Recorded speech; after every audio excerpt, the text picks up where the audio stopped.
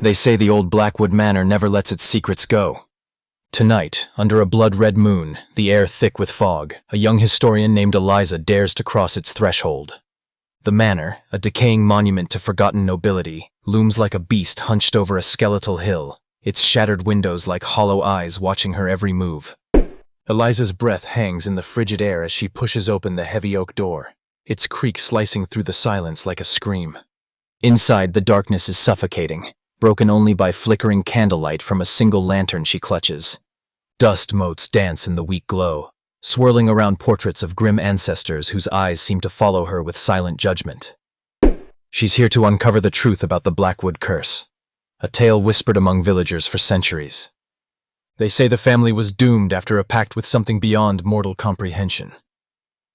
Eliza's heart pounds as she ascends the grand staircase, the wood groaning beneath her steps, as if warning her to turn back. In the vast library, walls lined with ancient tomes and forbidden knowledge, she finds a diary bound in cracked black leather. Its pages are brittle but legible, written in a hurried, trembling script. The entries speak of a ritual performed to bind a restless spirit, a shadow that feeds on the living, trapped within the manor's walls. Suddenly the candle flickers violently, plunging the room into near darkness. Eliza's eyes dart to a mirror across the room, its surface rippling unnaturally. Reflected within, she sees not her own pale face, but a gaunt figure with hollow eyes and a sinister grin. Frozen, she watches as the figure raises a hand, beckoning her closer. A cold chill snakes down her spine, but curiosity pushes her forward. With trembling fingers, she reaches out to the mirror's surface. The glass ripples again, and before she can react, a hand bursts through, grabbing her wrist with icy strength. A whirlwind of shadows engulfs her, dragging her through the mirror into a world twisted and dark. A reflection of the manor, but more sinister, where the air tastes of decay and despair. Here, Eliza encounters the spirit that haunts Blackwood Manor, a tormented soul bound by the curse. It offers her a choice: release it and take its place, or remain trapped forever in this shadow realm. The spirit's voice is both pleading and menacing, echoing through the empty halls. Eliza's mind races. To free the spirit means eternal imprisonment, but to refuse condemns it and the manor to everlasting darkness. Her decision must be swift. In a desperate act of defiance, she shatters the mirror with a nearby candlestick. The glass explodes, shards swirling like deadly stars. The spirit screams, a sound that pierces the soul, then vanishes into the void. Suddenly, Eliza is back in the library, gasping for air. The manor feels lighter, less oppressive. Yet, as she turns to leave, she glimpses her reflection in another mirror, her eyes now hollow, a faint, eerie grin curling her lips.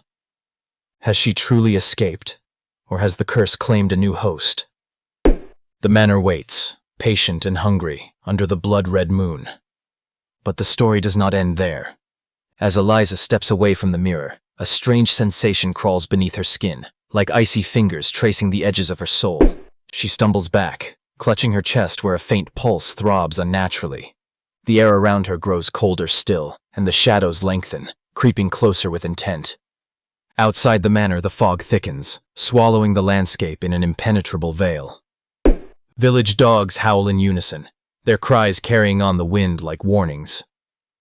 Eliza, determined to understand what has befallen her, returns to the diary. As her fingers brush the brittle pages, new entries appear, written in a script not her own, dark ink bleeding into the parchment, telling of a host chosen by the shadow, whose eyes would reflect the void. Days pass, and the historian finds herself drawn back to the manor against her will.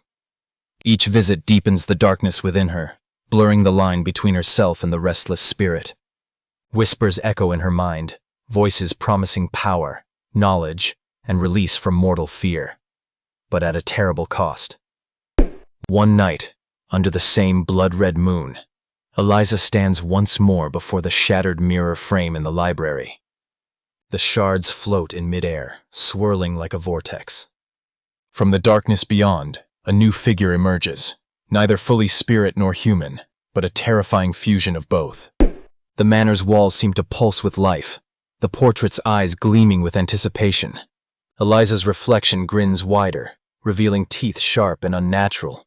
She knows now that the curse is not simply a story, but a living force, ever hungry, ever waiting for the next soul to claim. With a shudder, Eliza steps forward into the mirror's depths once more, embracing the darkness that calls to her. Outside, the wind carries a chilling laughter as Blackwood Manor settles in for another long night of secrets and shadows. The blood-red moon hangs heavy in the sky, a silent sentinel over the cursed house where time stands still, and the past never truly dies.